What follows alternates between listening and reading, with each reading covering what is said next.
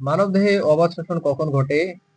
When does anaerobic respiration occur in the human body? মানবদেহে অবাধ শ্বসন সাধারণত তীব্র শারীরিক কার্যকলাপের সময় ঘটে যখন অক্সিজেনের সরবরাহ পেশিগুলোর চাহিদার তুলনায় কম থাকে। In the human body, anaerobic respiration usually occurs during intense physical activity when the supply of oxygen is less than the demand of the muscles. এই অবস্থায় পেশিগুলো ল্যাকটিক অ্যাসিড সন্ধান প্রক্রিয়ার মাধ্যমে দ্রুত শক্তি উৎপাদন করে।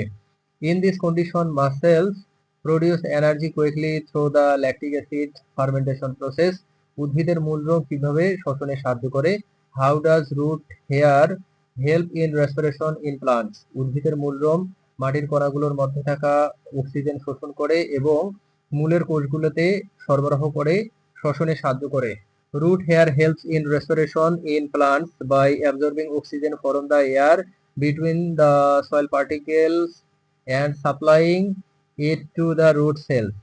মূলরোম উদ্ভিদের মূলের উপরিভাগের ক্ষেত্রফল বৃদ্ধি করে যা অক্সিজেন শোষণকে আরো কার্যকর করে তোলে।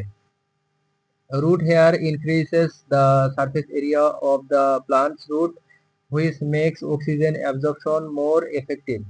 সন্ধান প্রক্রিয়ায় কোন কোন খাদ্য উৎপাদন করা হয়? Which foods are produced through the fermentation process? সন্ধান প্রক্রিয়ায় উৎপাদিত কিছু খাদ্য হলো some foods produced through the fermentation process are দই ল্যাকটিক অ্যাসিড সন্ধান প্রক্রিয়ার মাধ্যমে দুধ থেকে দই তৈরি হয়। পনির এটিও ল্যাকটিক অ্যাসিড সন্ধান প্রক্রিয়ার মাধ্যমে তৈরি হয়। রুটি ইস্ট ব্যবহার করে অ্যালকোহল সন্ধান প্রক্রিয়ার মাধ্যমে রুটি তৈরি হয়। বিয়ার এবং ওয়াইন এগুলো অ্যালকোহল সন্ধান প্রক্রিয়ার মাধ্যমে তৈরি হয়। সস বিভিন্ন ধরনের সস সন্ধান প্রক্রিয়ার মাধ্যমে তৈরি হয়। শ্বসনতন্ত্রের প্রধান শব্দ অঙ্গগুলোর নাম লিখুন। Write the names of the main organs of the respiratory system. শ্বসনতন্ত্রের প্রধান অঙ্গগুলো হলো The main organs of the respiratory system are নাক, নোজ, মুখ, মাউথ, গলবিল, ফাইরেন্স, স্বরতন্ত্র, ল্যারিংস, শ্বাসনালী, ট্রাকিয়া, ব্রঙ্কাই, ফুসফুস, লাংস, মধ্যচ্ছদা, ডায়াফ্রাম। গ্লাইকোলাইসিস কোথায় ঘটে? Where does glycolysis occur? Glycolysis কোষের সাইটোপ্লাজমে ঘটে। Glycolysis occurs in the cytoplasm of the cell. বায়ুমণ্ডলে অক্সিজেন ও কার্বন ডাই অক্সাইডের ভারসাম্য রক্ষায় শ্বসন এবং সালোকসংশ্লেষণ কিভাবে সাহায্য করে? How do respiration and photosynthesis help maintain the balance of oxygen and carbon dioxide in the atmosphere? শ্বসন প্রক্রিয়ায় জীবেরা অক্সিজেন গ্রহণ করে এবং কার্বন ডাই অক্সাইড ত্যাগ করে। সালোকসংশ্লেষণ প্রক্রিয়ায় উদ্ভিদ কার্বন ডাই অক্সাইড গ্রহণ করে এবং অক্সিজেন ত্যাগ করে। এই দুটি প্রক্রিয়া একে অপরের পরিপূরক হওয়ায় বায়ুমণ্ডলে অক্সিজেন ও কার্বন ডাই অক্সাইডের ভারসাম্য বজায় থাকে। In respiration, organisms take in oxygen and release carbon dioxide. In photosynthesis, plants take in carbon dioxide and release oxygen. These two processes complement each other, thus maintaining the balance of oxygen and carbon dioxide in the atmosphere.